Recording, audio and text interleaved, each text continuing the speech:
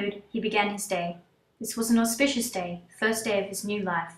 Filled with confidence, the man with no head walked to an interview for a future career in journalism.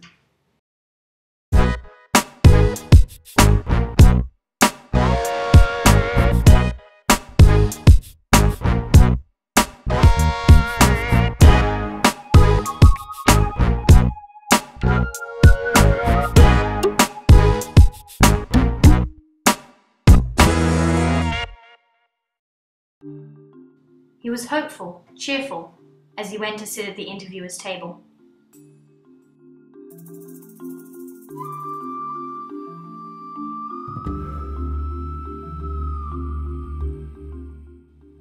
But as she looked up, his heart sank. He could see in her eyes the scorn and pity he so frequently saw when people looked at him.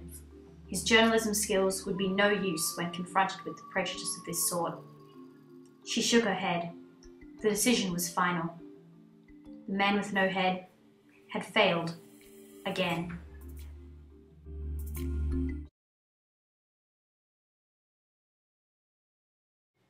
He walked back from the interview, less cheerful now, but he vowed that this day would not be a waste of time. He would go have a lovely lunch, eat lots of food he never otherwise had a chance to.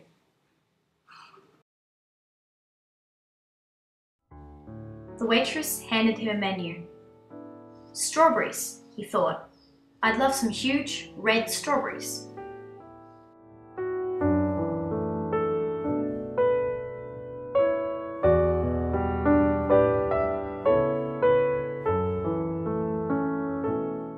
When they arrived, he discovered, to his dismay, he had no mouth.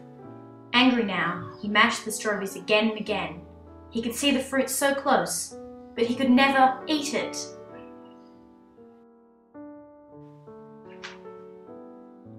Maybe instead, he thought, I'll have a nice ice cream. That'll be easier to eat.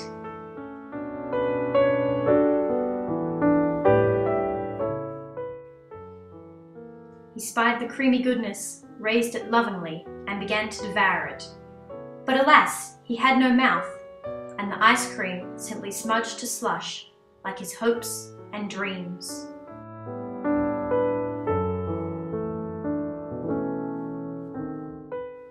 Always one to try again, the man with no head tried to eat some spaghetti. He shoved it in his face, but it just wasn't making its way through to where his mouth would have been. He had failed. Taking pity on the man, the waitress sat down with him and gave him hope in the form of a number. Yes, he screamed mentally, already planning his date.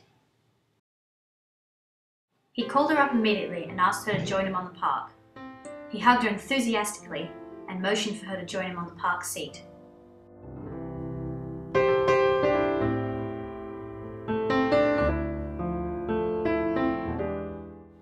He leaned in for the kiss. They fell backwards onto the grass, but repulsed by his lack of head, the waitress pushed him away.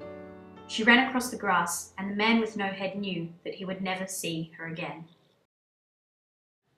He had failed. He would never be a real person with a real life. He would never have a job or a girlfriend, never even feel the simple pleasures of food against one's mouth.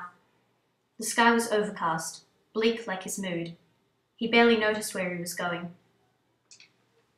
Turning into an alleyway, he was suddenly overcome with blinding rage.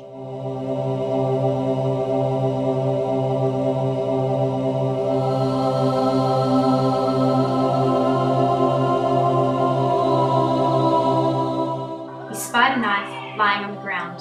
It was the only way out.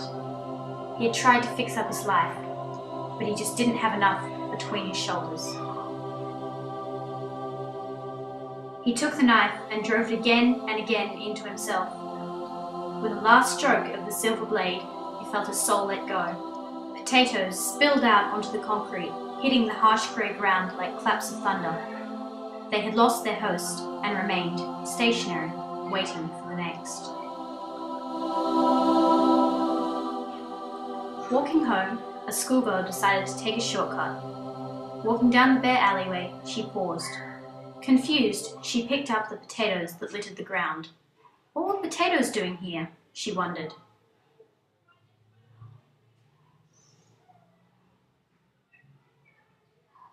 There was a potato sack nearby, and she picked it up, looking inside. Suddenly, it leapt onto her head. She fought it, pulling it around. But it was too strong, and it consumed her. Her mind in turmoil, she walked out of the alleyway. Numb and confused, she didn't yet know what she had become. The woman with no head.